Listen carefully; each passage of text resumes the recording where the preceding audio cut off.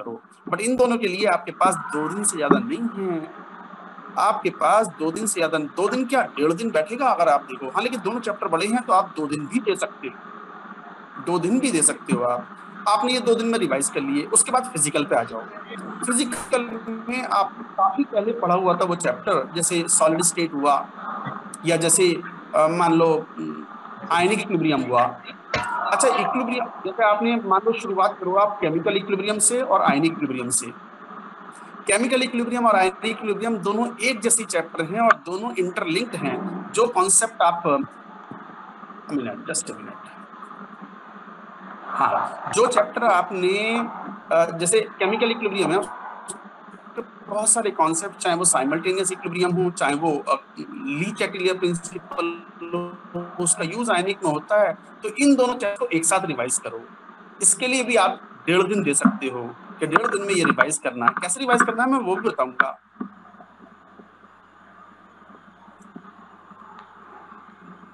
इसी तरीके से आप ऑर्गेनिक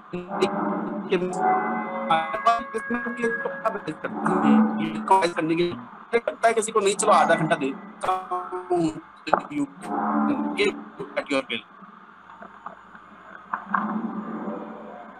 ऑर्गेनिक केमिस्ट्री है तो ऑर्गेनिक केमिस्ट्री में वैसे थी तो वो भी बताएंगे। तो जैसे आप जीओसी वगैरह से स्टार्ट कर सकते हो, उसमें पीओसी वगैरह ले सकते हो जो फैक्चुअल चीजें हैं।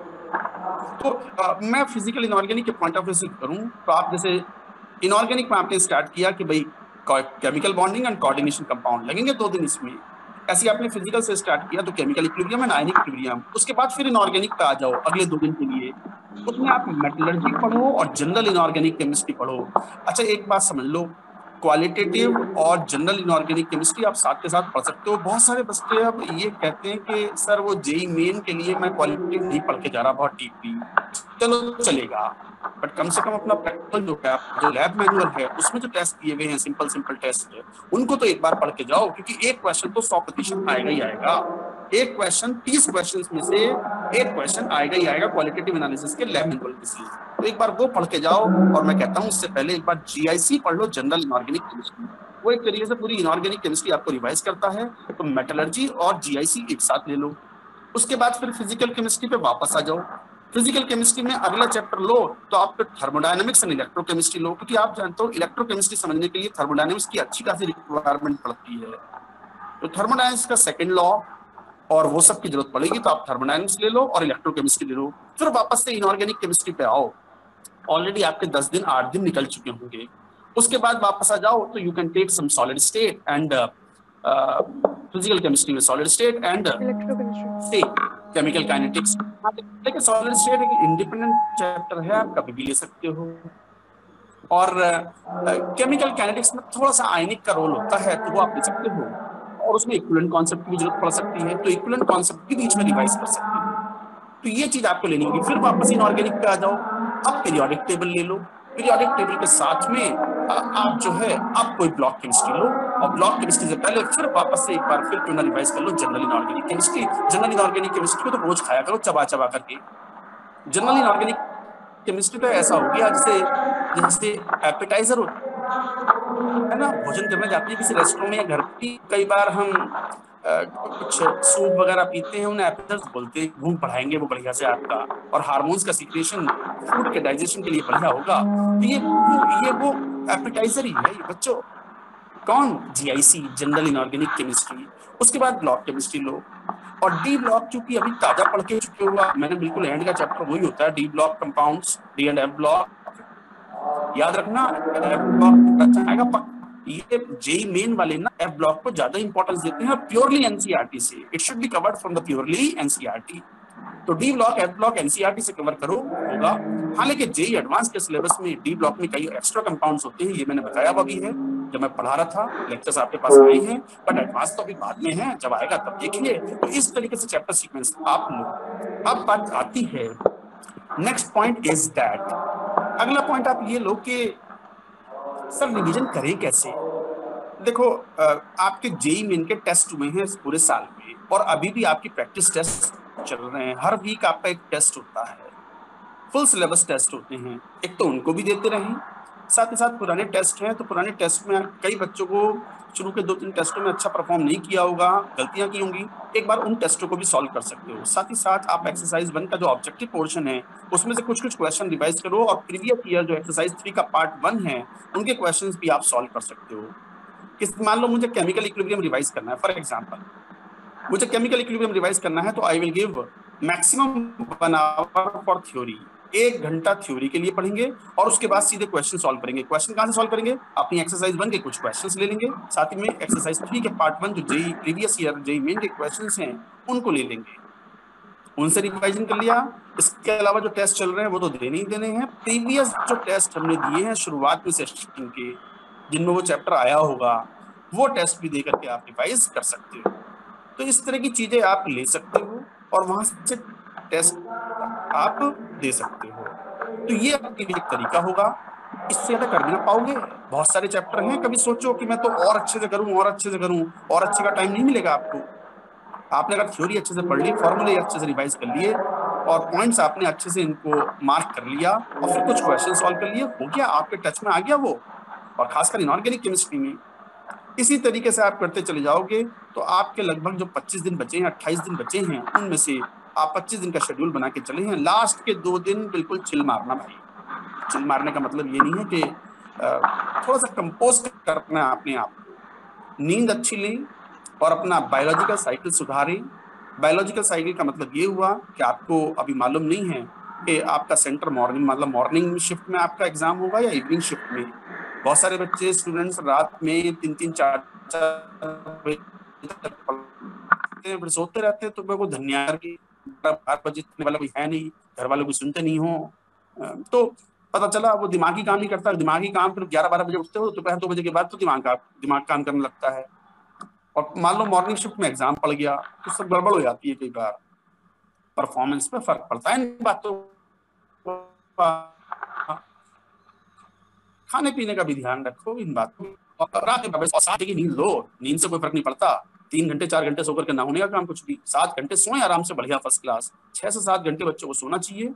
और साइकिल बायोलॉजिकल साइकिल अपनी सुधारो, 10-15 दिन में सुधर जाती है साइकिल, शुरू में परेशान होते हैं। ये एक तरीका है आपके रिवीजन का। ये मेरी तरफ से कुछ पॉइंट्स से रिवीजन शेड्यूल के। अब बच्चों 2-4 बच्चे अपने आकर के अपने डाउट्स या पॉइंट्स पूछ सकते हैं। मुझे जो बात कहनी थी रिवीजन के लिए, शेड्यूल बनाने के लिए, वो मैंने बता दिया। Now you can ask your doubt. Time starts now. Sir हमें टेस्ट एनालिसिस कैसे करनी चाहिए ताकि कम टाइम, क्योंकि सर टेस्ट एनालिसिस करने में बहुत सारा टाइम लग जाता है। सर 3 घंटे टेस्ट मतलब सर दोबारा सवाल सॉल्व करने में सर बहुत टाइम लग जाता है, तो उसे कैसे थोड़े टाइम में कर सकते हैं?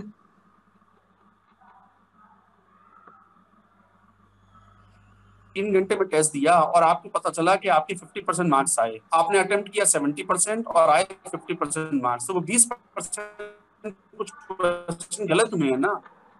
उन क्वेश्चंस को तो एक बार जरूर देखना चाहिए। आपने जब अटेम्प्ट किया है तो यही सोच के अटेम्प्ट किया होगा कि ये मैं सही करूंगी क्वेश्चन या सही करूंगा मैं क्वेश्चन, तो मैं इसको अटेम्प्ट यस करता हूं। और वो गलत हुआ है तो आपको मिस्टेक करनी चाहिए। तो वो मिस्टेक पकड़ने के लिए वो 20% क्वेश्चन जो गलत हुए हैं वो जरूर एक बार उनको देखें, और बाकी जो 30 क्वेश्चन हैं उनको भी देखना तो चाहिए। Test is an important activity और उसका एनालिसिस जरूरी है, वो भी एक रिवीजन का ही पार्ट है।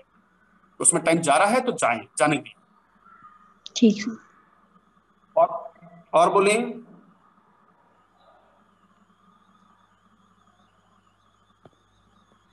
Abhijit, Vedang Garg, so many students are visible out here. पूछो भाई, रिवीजन से संबंधित और पॉइंट्स पूछने और शेड्यूल बनाए जैसे मैंने समझाया आप लोगों को। अरे कोई रिकॉर्ड कर रहा है क्या? जरा थंब मार के ऊपर करो। Anybody recording? हाँ, आशीष, आशीष वाघ, बोलो भाई। Yes sir, yes sir. Good हाँ मॉर्निंग बोलो। सर। हाँ गुड मॉर्निंग, गुड मॉर्निंग।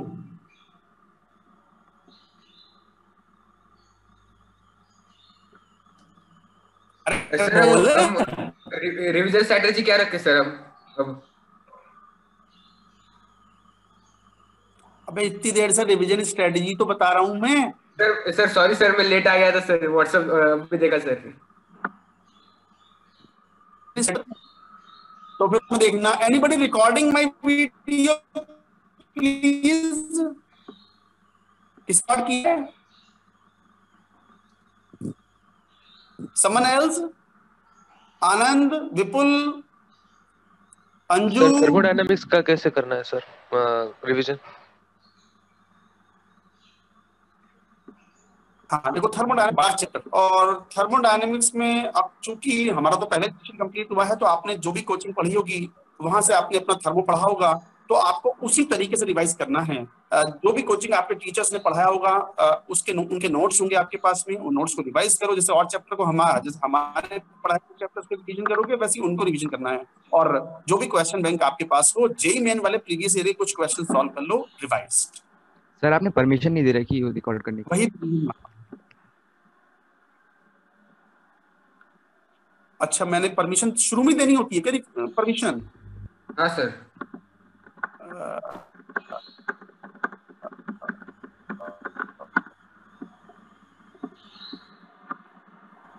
अब वो नहीं लगती। What anybody else? Sir excuse me sir notes करने में 1.5 से 2 घंटे लग जाते हैं, तो सर रेडी करना। कौन सा नोट करने में? हेलो, कौन सा नोट करने में नोट्स जो घंटे लग जाते हैं? सर अगर आप नोट्स अच्छे से करें तो लगभग कंप्लीट हो चुका है ना आई थिंक। नहीं सर, चैप्टर के जो नोट्स नहीं, लिखे हम हैं ना, थ्योरी की तो बात नहीं कर रहे हैं। हाँ हाँ हाँ, तो सर उनको कंप्लीट करने में 1.5 से 2 घंटे लगते हैं, तो उनको क्या रिड्यूस करें क्या?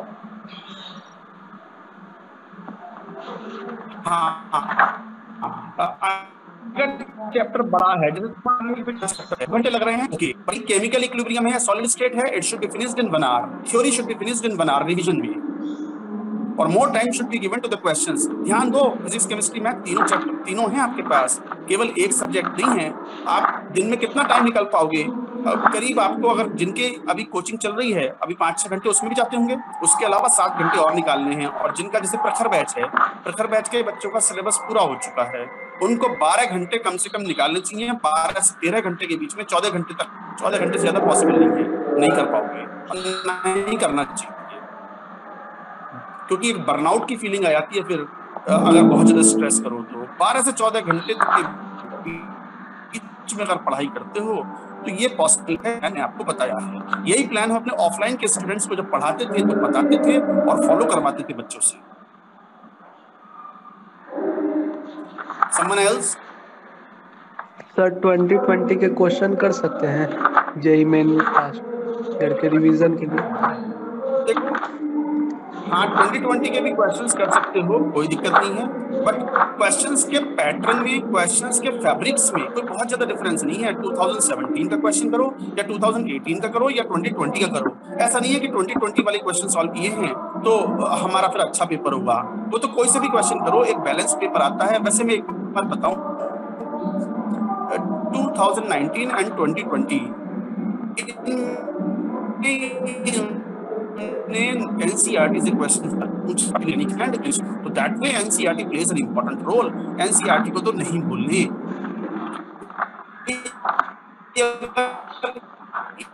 इन 20-25 दिनों में NCERT पढ़ लेना भाई। Surface chemistry needs regular understand. Next. Sir अगर अभी हम लोग MFST पेपर दे रहे हैं पर अभी उसका पूरा रिवीजन हुआ नहीं है, तो कभी कभी ऐसे पेपर में हो रहा है कि जो हम लोग कभी पढ़े नहीं थे उसी से सवाल आ गए हैं। जैसे MFST 1 में हो गया था, MFST 2 में भी हो गया था, ऐसे ही कि जो टॉपिक अभी रिवाइज हुआ नहीं उसी से बहुत सारे सवाल आ गए थे सर, तो उसको कैसे? देखो तुम्हारा, मुझे पहले ये बताओ, तुम्हारा हमारा कंप्लीट कोर्स हो चुका है, सिलेबस कंप्लीट हो चुका है या नहीं? सर डी ब्लॉक बस बाकी है मेरा, उसी को स्टार्ट किया हूँ बस। तो ऑलमोस्ट कंप्लीट है। देखो MFST तो हमें रखने हैं और 11-12 MFST है एंड तक, और MFST आपके पास एक बार आ गया है तो पास हमेशा अवेलेबल है। आप अगर अच्छे से क्लिक करने के बाद उनके बाद में 15 दिन के जो भी पढ़ा हुआ है और रिवीजन पे जुट जाइए। डी ब्लॉक बस बचा हुआ है, वो भी फिनिश हो जाएगा 2-3 दिन के अंदर अंदर। आप टेस्ट दोबारा भी दे सकते हो, ना चाहो तो और टेस्ट भी दे सकते हो जहां भी आपका सोर्स हो, और रिवीजन करने के लिए सारे टेस्ट दें ऐसा जरूरी नहीं है। अच्छा, ऐसे में आपके जो टेस्ट होंगे वो मंथ में एक एडवांस का टेस्ट भी होगा, क्योंकि बच्चे एडवांस के लिए भी तो तैयारी करते हैं ना। कुछ बच्चे तो होते ही हैं कि सर मेंस तो चल ही रहा है, साथ में एडवांस भी चले। अगर किसी बच्चे को लगता है अभी कि सर ये जब तक ये चारों अटेम्प्ट मेरे पूरे नहीं हो जाते, फरवरी, मार्च, अप्रैल एंड मई, तो क्या मैं एडवांस के साथ स्किप कर सकता हूँ? हाँ, कर सकते हो। आप मेंस पे फोकस कर रहे हो तो कर सकते हो। हालांकि ये टेस्ट हमेशा अवेलेबल है आपके पास। Later you can give the test after the May attempt of JEE.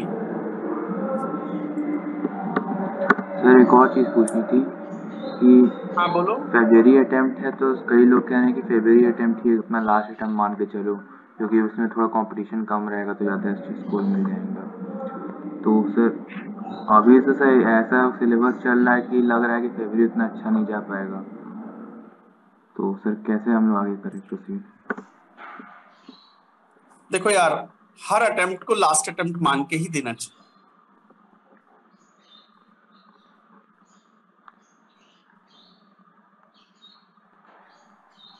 मैं फिर तैयार है, हो सकता है उसमें आपके ज्यादा मार्क्स आ जाएं, और 90% 100% आपका सिलेबस तैयार है, उस अटेम्प्ट में आपके हो सकता है मार्क्स कम आए। Nobody knows. इसलिए हर एग्जाम को अपनी बेस्ट प्रिपरेशन के हिसाब से एग्जाम को दे के आए। 4-4 मौके हैं हर बच्चे के सामने। और मैं फिर बता दूं, कंपटीशन थोड़ा बहुत, देखो टेस्ट है तो उसकी वजह से थोड़ा सा बढ़ता होगा, हालांकि ये कोई प्रूवन नहीं है। 9 लाख बच्चों में से 7-7.5 लाख बच्चे तो एमआई होते हैं। एमआई का मतलब ये हुआ यार, running out time,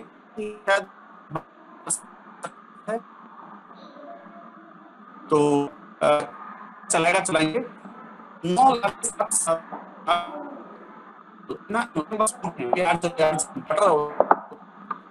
for the better ranks. तो कंपटीशन तुम्हारा उन 20-25 हजार बच्चों में है, और उन 20-25 हजार बच्चों में जो लगाएगा, जुटा रहेगा, वो अच्छी बाजी मार के लेके जाएगा। हर अटेम्प्ट को अपना आखिरी अटेम्प्ट मान के अपनी बेस्ट प्रिपरेशन के साथ दें। ऐसा न माने अभी तो 3 और हैं, ये तो मैं यूं ही लिख रहा हूँ, यूं ही नहीं है, वो भी अपनी बेस्ट परफॉर्मेंस के हिसाब से दें। सर मुझे एक चीज पूछनी। हाँ बोलो। सर मेरा थ्योरी वाला पार्ट तो सब कवर हो चुका है, लेक्चर्स ले रखे हैं मैंने, और बस सर सॉल्विंग वाला मेरा काफ़ी सारा बचा है, मतलब तीनों सब्जेक्ट्स में। तो मुझे फैब के लिए अभी क्या करना चाहिए सर?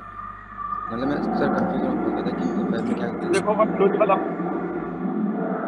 अरे तो कुछ तो पढ़ा हो, कुछ तो क्वेश्चन बैंक सॉल्व किया होगा, या बिल्कुल ही ना सॉल्व किया? नो सर, कुछ चैप्टर्स को सॉल्व कर रखे हैं, कुछ मतलब काफ़ी सारे बचे हैं मतलब।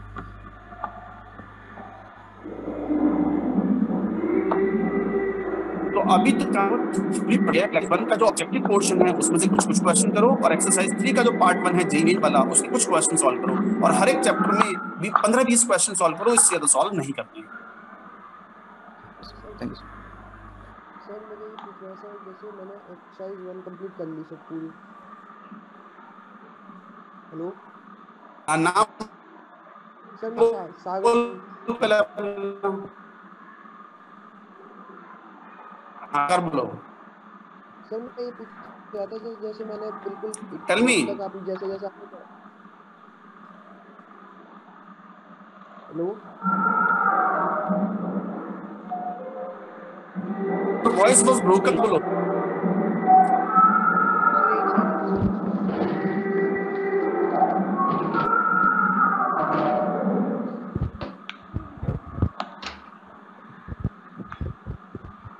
सर, ठीक है क्या? हेलो हाँ बोलो। सर, हाँ मैं बोलो। पूछ रहा था सर, जैसे मैंने जैसे जैसे आपने पढ़ाया था सर, मैंने वहाँ से सारी एक्सरसाइज वगैरह सॉल्व कर ली थी सर। बस अब मेरे से मैंने एक्सरसाइज 1 पार्ट 1 और एक्सरसाइज 3 भी सॉल्व कर लिया सर, पर ये क्या इतना इनफ होगा क्या, कि और कुछ करना पड़ेगा? देखो एनएफ की तो कोई लिमिट नहीं होती, बट लिमिट तो हमारी है ना कि हम क्या मैक्सिमम कर सकते हैं। नहीं सर, जैसे बाद में करेंगे सर, बाद में मुझे पता चला कि अब तक एक्सरसाइज 1। तुमने बाकी एक्सरसाइज सॉल्व नहीं की हैं, नहीं नहीं सर, एक एक बार तारीख नहीं, इसी के लिए तो रिवीजन कर रहे हैं हम, एक एक बार सारी सॉल्व कर ली ना। तो आप, मैंने यही तो बताया कि जो भी चैप्टर का रिवीजन बनाओगे प्लान के हिसाब से, उसमें से हर चैप्टर में 15-20 क्वेश्चन सॉल्व करने होते हैं, और 15-20 क्वेश्चन अलग अलग वैरायटी के लेने चाहिए हमें। एक्सरसाइज 1 का कोई ऑब्जेक्टिव पार्ट ले लो, और एक्सरसाइज 3 का पार्ट 1 ले लो, प्रीवियस ईयर क्वेश्चंस, और वो सॉल्व करके आगे बढ़ो, सारी चीजें रिवाइज हो जाएंगी इससे। यही करना चाहिए, इससे ज्यादा और कुछ हो नहीं पाएगा। सर क्वालिटेटिव एनालिसिस में सर प्रॉब्लम आ रही है, उसमें भी जेई मेंस के लिए सर मतलब कुछ कम हो सकता है। क्वालिटेटिव एनालिसिस मेरा पढ़ाया हुआ अगर तुमने नहीं पढ़ाया तो छोड़ दो, लैब में पढ़ लो, लैब मैनुअल अपने प्रैक्टिकल्स के लिए कुछ तो क्या ऐसे ही मैनेज कर लिया था? नहीं सर, वो मैंने तो कुछ नहीं पढ़ा सर। ऐसे वैसे हाँ सर, ऐसे ही हो जाता है मेरे को। हेलो छोड़, ऐसे ही हो जाता है। अगर नहीं पढ़ा है तो छोड़ दे। मैंने कहा ना, अगर 10% सिलेबस अगर तुम्हारा कंप्लीट नहीं पढ़ा है तो आप, हमारा जो 10 क्वेश्चन आएंगे न्यूमेरिकल टाइप्स के, उनमें से 5 क्वेश्चंस के अंदर हमारा आए ही ना, और बाकी 5 हम कर लें, तो आपको लिबर्टी है, तो you can leave that portion, you can leave. But ये मैं सब बच्चों के लिए नहीं बोल रहा हूँ। जिन बच्चों ने प्लान किया हुआ है कि नहीं मैंने काफी कुछ पढ़ लिया है, बस थोड़ा सा और रिवीजन करना है, तो वो रिवीजन करें उसका, क्वालिटेटिव एनालिसिस का। कभी सोचो कि सर ने कह दिया छोड़ दो तो छोड़ दो, नॉट लाइक दैट। नहीं सर, रिवीजन मैंने कर रखा है सर, पर वो बाद में दिमाग से मुझे निकल जाता है सर। अगर इतनी टेंशन दे रहा है ना, छोड़ दे, बाकी चीज पढ़ तू तो मस्त होके जा। हाँ, बाकी बच्चे सर जैसे सब्जेक्टिव वाला जो पार्ट रहेगा जिसके अंदर हम लोग को न्यूमेरिकल टाइप सवाल रहेंगे, तो वो भी 4 मार्क्स है, उसमें नेगेटिव मार्किंग नहीं है। और ऑब्जेक्टिव वाला वो भी 4 मार्क है और उसमें नेगेटिव मार्किंग है। तो सर हम लोग जब पेपर स्टार्ट करेंगे तो पहले सब्जेक्टिव वाला उठाएं कि ऑब्जेक्टिव वाला उठाएं, क्योंकि सब्जेक्टिव वाले में नेगेटिव मार्किंग होगी नहीं,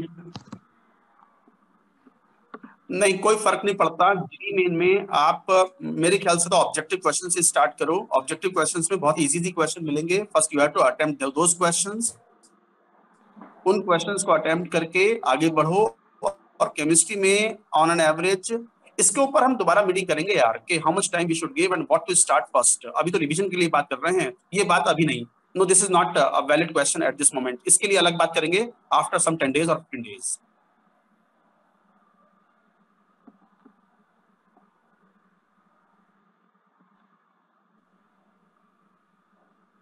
Shall I wind up the meeting now? Any further questions?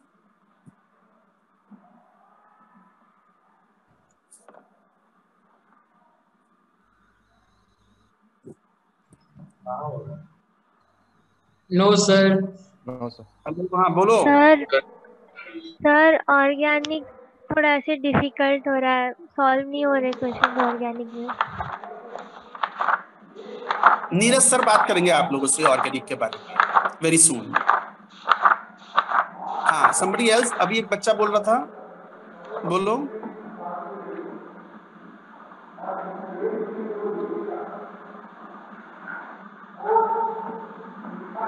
Sir on average कितने क्वेश्चन सॉल्व करेंगे? टाइम नहीं करेंगे, वो डिपेंड करता है साइज ऑफ द चैप्टर पर। अगर एक मॉडरेट साइज का चैप्टर है, जैसे केमिकल इक्विलिब्रियम या सॉलिड स्टेट, जो कि 5-6 लेक्चर फिनिश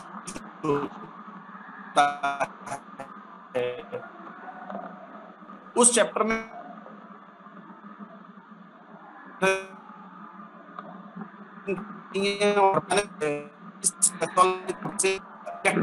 बहुत इंपॉर्टेंट, उसमें क्वेश्चन होते हैं केमिकल बॉन्डिंग, केमिस्ट्री ज्यादा करें, उसमें टाइम ज्यादा, इसका रिवीजन अच्छे से हो जाएगा।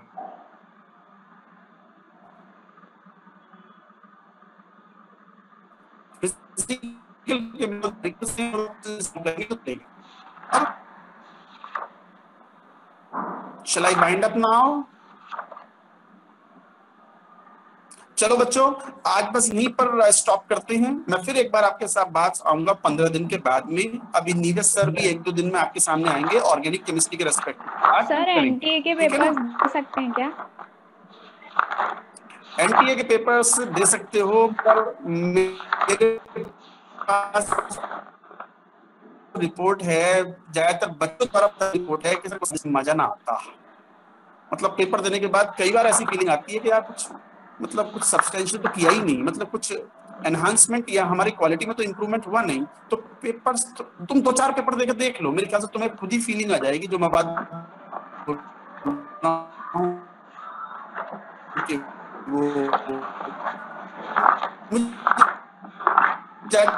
बच्चों ने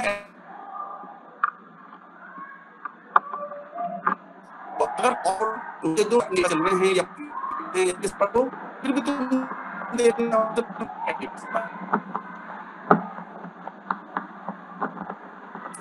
चलो, एट लास्ट माय वर्ड्स, खुश रहो, मुस्कुराते रहो, ऐसे समझ रहे हैं ना। और खुश रहा करो, बढ़िया नींद लो, बढ़िया खाओ, बढ़िया पढ़ाई करो, अच्छा खुशी के साथ अच्छे तैयारी करोगे और एग्जाम लिखोगे, ज्यादा अच्छा परफॉर्म करोगे। गुस्से में नहीं तैयारी करनी है।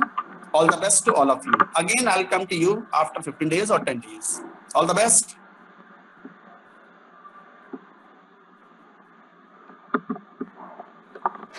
Thank you sir.